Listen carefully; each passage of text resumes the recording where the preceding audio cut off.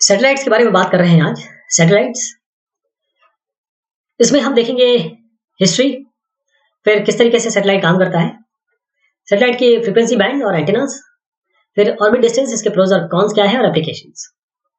Type जो है इसके सैटेलाइट्स के, इसमें तीन मेन कैटेगराइजेशन है या तीन भाग में हम डिवाइड कर सकते हैं। पहला है लियो, लो अर्थ ऑर्बिट, फिर आता है मीडियम अर्थ ऑर्बिट जिसे हम मियो कहते हैं। अब ये एक और श्रेणी आ गई है जीपीएस, वैसे ये मियो की तरफ ही आता है क्योंकि इस 20,000 किलोमीटर पर ही होता है ये। तो फाइनल जो हम देखेंगे वो जियो स्टेशनरी, जियो देखेंगे, जियो स्टेशनरी सैटेलाइट्स। तो हुआ ये था कि जो पहले सैटेलाइट है उसका मतलब आप पहले समझिए। थ्योरी ऑफ सैटेलाइट में अगर आप एक लेमैन की तरह समझना चाहें तो उसमें क्या है कि आप सैटेलाइट को भेज दीजिए, मतलब कुछ भी शूट करिए ऊपर, राइट स्पीड पे छोड़िए और करेक्ट ट्रेजेक्टरी पे उसको स्थापित कर दीजिए। एक बार जो वो अपनी जगह स्थापित हो गया फिर वो सालों साल वहीं रहेगा, घूमता रहेगा।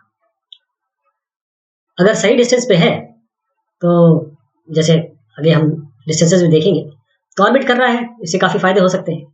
तो हुआ ये कि 1957 में कम्युनिकेशन स्टेशंस जो थे उन्होंने कुछ सिग्नल पकड़ने शुरू किए, बीपिंग नॉइज आने लगी स्पेस से। बाद में पता चला कि ये तो रशिया का स्पुतनिक 1 है, पहला वर्ल्ड, दुनिया का सबसे पहला मैनमेड सैटेलाइट। फिर 1958 में बगैर देरी करते हुए अमेरिका ने अपना एक्सप्लोरर 1 भेज दिया। फिर नासा का सिनकॉम प्रोग्राम था 1963 का, जिसमें जियो सैटेलाइट भेजे गए, जो 36,000 किलोमीटर भेजे जाते हैं। 1963 में ह्यूजेस एयरक्राफ्ट कॉर्पोरेशन ने इसे लॉन्च किया, जो एक्सपेरिमेंटल सिनकॉम 2 है नासा के लिए, जो पहला वर्ल्ड का पहला जियो सिंक्रोनस कम्युनिकेशन सैटेलाइट बना। इससे पहले सिनकॉम जो है वो फेल हो गया था। फिर इसने क्या दिया आपको, एक 2 वे सैटेलाइट कम्युनिकेशन पॉसिबल हुआ। कैनेडी साहब ने जो अफ्रीका के नाइजीरियन, उनके जो प्राइम मिनिस्टर है मिस्टर दलेवा, उनसे बात की। फिर तीसरा भी सिनकॉन सैटेलाइट छोड़ा गया, वो भी सक्सेस रहा। इसने 1964 का लाइव कवरेज दिया ओलंपिक गेम्स का, जो टोक्यो में हो रहा था। अर्ली बर्ड 1965 में ये पहला कमर्शियल कम्युनिकेशन सैटेलाइट था। देखिए पिछला जो था वो तो नासा का था, ये कमर्शियल सैटेलाइट था अर्ली बर्ड। ये कॉमसेट के लिए बनाया गया था, ह्यूजेस ने बनाया था, ह्यूजेस जो भी प्रोनाउंस करें। तो ये अप्रैल 6, 1965 में लॉन्च किया गया और 36,000 किलोमीटर पे गया ये, यानी कि आप पूरा कवरेज आपको मिला यूरोप से लेकर नॉर्थ अमेरिका तक। इसमें बैटरी नहीं थी, ये तभी काम करता था, दिन में काम करता था, जब भी सन आता था ना, सोलर पैनल, तभी काम करना शुरू करते थे। फिर जो बाद में सैटेलाइट आए, ये इंटेलसिक 3 सैटेलाइट्स। 1961 में इसने काफ़ी चेंज किया ग्लोबल टीवी स्पीच कम्युनिकेशन में, जो बहुत जगह तक जैसे अटलांटिक, पैसिफिक, इंडियन ओशंस तक फैला। फिर मल्टी बीम एंटेनास का इंट्रोडक्शन जब हुआ 1980 में, और भी एफिशिएंसी बढ़ी। अब क्या है कि जो एरिया है, the satellite power could now be concentrated, मतलब सैटेलाइट का पावर आप कॉन्सेंट्रेट कर सकते थे कि मान लीजिए आपको किसी एक रीजन में चाहिए, वहाँ कॉन्सेंट्रेट कर सकते थे। तो कवरेज एरिया, जो स्मॉल अपर्चर कवरेज एरिया है, वो पॉसिबिलिटी बढ़ी। और जो ग्राउंड स्टेशन है उनके भी कॉस्ट कम हुए। जो कैपेसिटी है, यानी कि जो साइमल्टेनियस एक साथ टेलीविजन और स्पीच चैनल जो कैरी करता है, वो भी काफ़ी बढ़ गया। Capacity of the channel has increased. तो सैटेलाइट काम कैसे करता है, देखिए ये सैटेलाइट है, मैं सैटेलाइट के इंटरनल आपको नहीं बता रहा हूँ। सैटेलाइट का काम करने का तरीका, क्योंकि यहाँ पर 3 अलग अलग सेगमेंट होते हैं, जैसे स्पेस सेगमेंट है, ये ग्राउंड सेगमेंट है। तो सैटेलाइट क्या करता है, पहले मैं आपको ये बताऊँ कि अर्थ स्टेशन, यहाँ पर मान लीजिए अर्थ स्टेशन है, ये मैसेज भेजेगा गीगाहर्ट्ज़ रेंज में, इसे हम अपलिंक कहते हैं।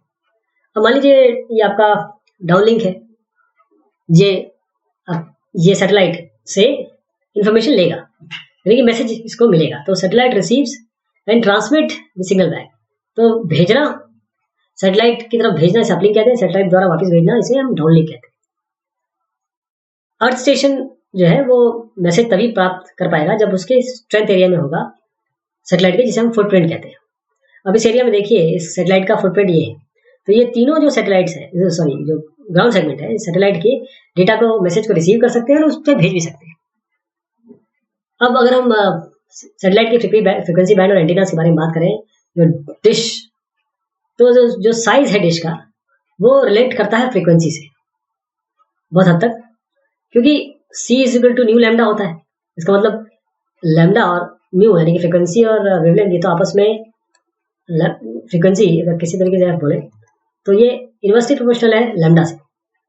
तो जैसे ही वेवलेंथ बढ़ेगा, जैसी वेवलेंथ बढ़ेगी यानी कि फ्रीक्वेंसी घटेगी, जैसे वेवलेंथ बढ़ेगी तो आपको ज़्यादा बड़ा आपको ये चाहिए होगा। वेवलेंथ ज़्यादा है तो तश्तरी ज़्यादा बड़ी होगी, वेवलेंथ कम होगी तो फिर क्योंकि हमारे पास तो रेंजेस भी वही है ना, उस रेंज का भी तो देखना है, ख्याल रखना भी। मैं आपको रेंजेस बता दूँ तो ये सी बैंड, क्यू बैंड, का बैंड इसमें कम्युनिकेशन होता है। तो 3 बैंड हम इसमें यूज़ करते हैं सैटेलाइट कम्युनिकेशन में। एक सी बैंड है जो 4 से 8 गीगाहर्ट्ज़ तक है, सॉरी ये गीगाहर्ट्ज़ है। क्यू बैंड आपका 11 से 17 गीगाहर्ट्ज़, का बैंड आपका 20 से 30 गीगाहर्ट्ज़। तो लियो की बात करें जो लोअर अर्थ ऑर्बिट है, एकदम आपको 600 से 1600 किलोमीटर तक आपको मिलते हैं और इसका रेवोल्यूशन टाइम है 1.5 घंटे से लेकर करीबन 3 घंटे तक हो सकता है। एडवांस ये है, एडवांटेज ये है कि आराम से आप भेज के वापस ले सकते हैं, डिले टाइम बहुत कम होता है और बल्कि रिसीविंग इक्विपमेंट्स आपको नहीं चाहिए। डिसएडवांटेज ये है कि जैसे कम दूरी पे है तो कम एरिया कवर कर पाएगा, इसके साल भी कम है जीवन के, 5 से 8 साल ही है बस, जबकि जियो के 10 साल तक होते हैं। तो इनको हम सब डिवाइड कर सकते हैं लियो को, एक लिटिल, एक बिग और मेगा, सुपर लियो जैसे कहते हैं। तो लिटिल के क्या काम है, ये 0.8 गीगाहर्ट्ज़ पे इसका रेंज है। छोटे होते हैं, देखिए छोटे छोटे जो स्मॉल लो कॉस्ट लियो एप्लीकेशन है, व्हीकल ट्रैकिंग, एनवायरमेंटल मॉडलिंग या 2 वे डेटा कम्युनिकेशन के लिए यूज होता है। और कोई नैरो बैंड कम्युनिकेशन है, शॉर्ट नैरो बैंड कम्युनिकेशन, उसके यूज हो सकता है। अब बिग लियो में ये 2 गीगाहर्ट्ज़, जैसे पहला 0.8 था, ये 2 गीगाहर्ट्ज़ और उसके ऊपर के रेंज की बारे में बात हो रही है। तो ग्लोबल सर्विस आपको दे सकता है रेगुलेटरी रिक्वायरमेंट्स देखने के बाद। तो जो टेक्नोलॉजी डिवाइसेस है वो हाई बैंडविड्थ डेटा कम्युनिकेशन के लिए उपयोग कर सकते हैं, वीडियो कॉन्फ्रेंसिंग के लिए यूज कर सकते हैं। तो वॉइस के अलावा यहाँ पर हाई स्पीड डेटा सर्विसेज भी आप भेज सकते हैं बिग लियो में, और हैंडहेल्ड डिवाइसेस के लिए भी बहुत उपयोगी है। फिर आता है मेगा, जिसे हम सुपर लियो एप्लीकेशंस कहते हैं। ये 20 से 30 गीगाहर्ट्ज़ रेंज है इसकी, ब्रॉडबैंड डेटा को हैंडल करता है मेनली, और ये पैकेट स्विच के लिए ऑप्टिमाइज किया गया है, वॉइस के लिए नहीं, पैकेट स्विच के लिए। इसके भी जो एडवांटेज और डिसएडवांटेज है आपने जो देखे बाकी के लियोस के, वैसे ही स्पेस डेब्री, अगर आप इतने सारे सैटेलाइट भेजेंगे और वो कभी नीचे नहीं आएंगे तो अपनी जिंदगी जीने के बाद तो वो डेब्री पैदा करेंगे, कचरा हो जाएगा, मतलब एक तरीके से ये व्यर्थ चीजें हैं जो यहाँ पर घूम रही है, जो इनका समय खत्म हो गया। तो यूएस स्पेस कमांड ने बताया कि 8000 लार्ज सॉफ्ट बॉल से बड़े ऑब्जेक्ट घूम रहे हैं और 2000 इसमें सैटेलाइट है जो वर्क कर रहे हैं या ना कर रहे हैं। मैं आज का नहीं बता सकता हूँ, पता नहीं कितने हो गए होंगे। मिडिल अर्थ या मियो ऑर्बिटिंग सैटेलाइट जो है, मियो ऑर्बिट पे 9000 से 15000 किलोमीटर तक ये होते हैं। अब कई लोग इसे, मतलब कई किताबों में आपने इसमें 8000 से 20000 में देखा होगा, तो कोई इसमें कोई उसकी चिंता की जरूरत नहीं है, वेरिएशन यहाँ तक ही होता है। अब 9000 से 15000 और 8000 से 20000 एक ही है, क्योंकि ये अलग अलग सैटेलाइट अलग अलग डिस्टेंस पे भेजे जाते हैं इसीलिए। लेकिन अब इसमें क्या बात है, मियो का ध्यान दीजिए, मियो जो है वो जियो सिंक्रोनस नहीं होता, वो सन सिंक्रोनस होता है। ठीक, इसमें क्या होता है कि जो, अच्छा इसमें भी ये नहीं है, मतलब ऐसा नहीं है कि आपका लियो में नहीं हो सकता सन सिंक्रोनस। सन सिंक्रोनस का मतलब होता है किसी एक पॉइंट पे वो हमेशा उसी समय उगेगा। जैसे मान लीजिए 10:35 पे कोई अर्थ स्टेशन है तो उसे पता है कि 10:35 पे यहाँ से गुजरेगा, जिसे हम सन सिंक्रोनस कहते हैं। चलिए उस मुद्दे को छोड़ते हैं अभी।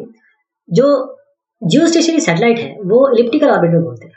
देखिए ये जो मियो है ये आपका इलिप्टिकल ऑर्बिट में घूमता है और ये अर्थ को तो कवर करता ही करता है, साथ में ये कहा किसको कवर करता है, ये नॉर्थ और साउथ पोल को भी कवर करता है। तो करीबन डजन आपको चाहिए होगी अगर आपको ग्लोबल कवरेज करना है 24 घंटे या डे। फिर जियो सिंक्रोनस अर्थ ऑर्बिट की बात करें जियो की, तो ये 36,000 किलोमीटर पे होता है, अर्थ के अराउंड घूमता रहता है। लेकिन अर्थ और इन दोनों का रोटेशन रिवोल्यूशन टाइम बिल्कुल सेम है, इसलिए वो हमेशा स्टेशनरी दिखता है। ऑर्बिट सिंक्रोनस है अर्थ के रोटेशन से, और ग्राउंड से अगर देखा जाए तो सैटेलाइट हमेशा फिक्स दिखेगा क्योंकि वो आपके साथ ही घूम रहा है। 36,000 किलोमीटर के ऊपर होता है ये, और 40% प्लैनेट कवर कर सकता है। तो बेसिक्स ऑफ जियो अगर हम देखें तो जियो स्टेशनरी सैटेलाइट्स ये कम्युनिकेशन और वेदर ऑब्जर्वेशन के लिए बहुत यूज होते हैं। टिपिकल लाइफ एक्सपेक्टेंसी इनकी 10 से 15 साल है, और क्योंकि ये इक्वेटर पे घूमते रहते हैं तो नॉर्थ और साउथ कवरेज है ये थोड़ी कम मिलेगी आपको, या नहीं भी मिल सकती है। इसी के लिए फिर हमारे मियो सैटेलाइट्स आए। तो आपको ये क्लाउड बेसिकली वेदर फोरकास्टिंग के लिए बहुत जरूरी है।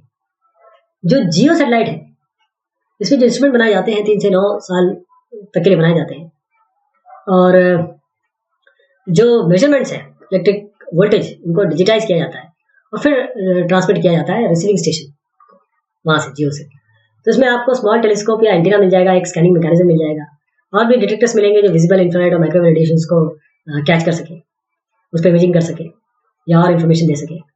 एडवांटेज जैसे हमने देखा, वेदर बहुत इंपॉर्टेंट, टेलीविजन ब्रॉडकास्ट अनइंटरप्टेड और 24 घंटे तक आप जो नेचुरल चीज़ें हैं उनको मॉनिटर कर सकते हैं।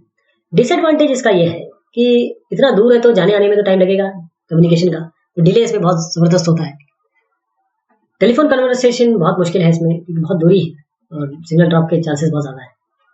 और आपको साउथ और नॉर्थ एरिया अर्थ का कवर नहीं मिल पाता है इसका। तो ये हमने बहुत शॉर्ट में बात करने की कोशिश की आपके सैटेलाइट्स के बारे में। बहुत शुक्रिया बात में आपसे देखिए।